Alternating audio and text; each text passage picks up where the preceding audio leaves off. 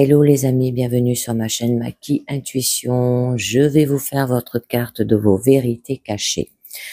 Donc là qui va vous parler de vos motivations réelles, de vos craintes enfuies, besoins ignorés, désirs refoulés aussi. On vous dit, êtes-vous prêt à y faire face, à accepter que vos vérités cachées soient mises au jour et à cesser de laisser vos peurs vous contrôler aussi, et on vous accompagne dans la prise de bonnes décisions et dans la connaissance de vous-même. Alors, on va voir ce que ça vous parle pour aujourd'hui. Et on nous parle de la carte 72. Je crois qu'on l'a déjà tirée.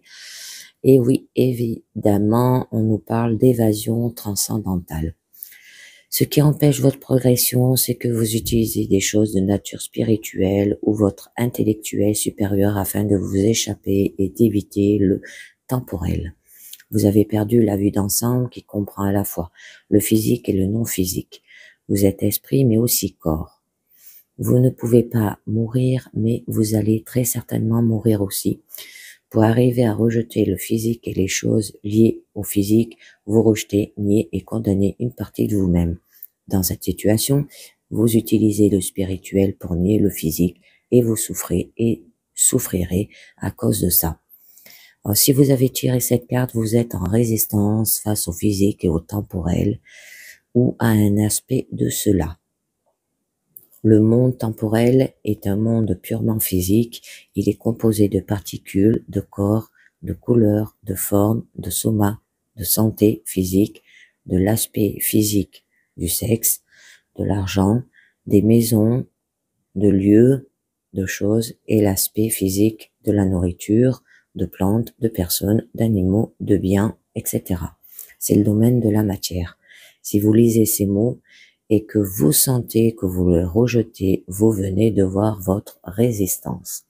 Alors, depuis des millions d'années, la pratique courante chez beaucoup de gens est de prendre distance des parties d'eux-mêmes qui sont inacceptables et de s'identifier aux parties qui le sont. Par exemple, un gourou est une personne qui a décidé de ne s'identifier qu'à une seule partie d'elle-même. Il ou elle ne nourrit que cet ego. Imaginez qu'un gourou décide que la partie la plus acceptable de lui-même, son image d'illuminé, est une personne qui n'est jamais en colère, qui pardonne instantanément, qui n'a pas de besoin matériel, qui est dans un état de pur focus positif. Alors, chaque fois que la colère, un besoin matériel ou une pensée négative s'élève en lui, il nie, rejette, censure et condamne la partie qui ressent cette colère, ce besoin ou cette pensée négative. Il endossera le personnage du gourou qu'il a créé et dans un premier temps, il niera ces choses et se mentira à lui-même ou aux autres en prétendant que ce que la partie gourou ressent est entièrement ce qu'il ressent lui-même. Il n'honorera pas la vérité ou la réalité de toute autre partie en lui. Il le fera jusqu'à ce qu'il perde littéralement conscience de toute autre partie de lui. Il prendra la partie gourou pour tout ce qu'il est, à l'exclusion de toutes les autres. C'est sa discipline, son ego ou sa conception de ce qu'est un être éclairé. Il ne peut rien admettre en lui qui n'est pas cela. C'est l'attachement le plus fort que l'on puisse imaginer. Ce n'est pas un état sain, car ce n'est pas un état d'intégration. Il s'agit d'un état d'identification sélective. Voici quelques exemples de scénarios dans lesquels vous pourrez tirer ce sceau. Lorsque vous avez été blessé, mais que vous ne voulez pas ressentir ces sentiments bruts et désordonnés, vous pratiquez la mise à distance émotionnelle et reniez votre corps capable de douleur.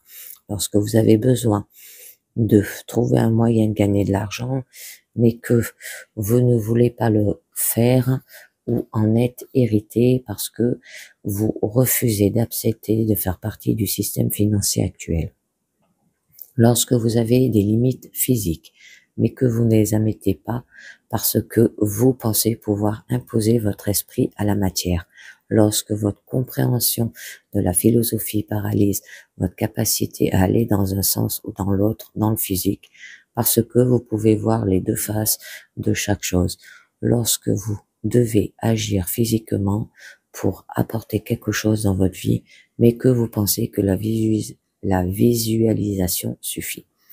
Lorsque vous regardez d'autres personnes se débarrasser avec des choses que vous jugez insignifiantes, de préoccupations matérielles, parce que vous pensez être au-delà de tout cela.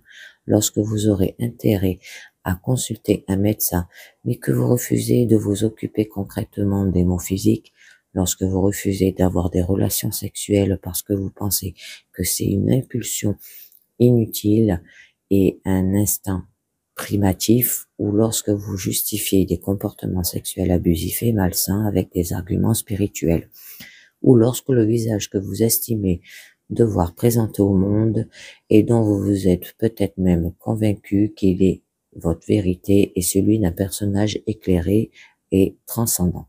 Ce sceau vient vous rappeler que vous utilisez la conscience spirituelle ou l'intellect supérieur comme une forme de résistance, l'évasion ou de déni. Et il est fort probable que la réponse que vous recherchez pour vous améliorer se situe carrément dans le physique et dans le fait de l'accepter en vous. Et ben voilà les amis, là on vous parle de l'évasion transcendantale. J'espère que ça vous a parlé et je vous dis merci de m'avoir écouté et à très bientôt pour une carte du jour. Ciao, bye bye.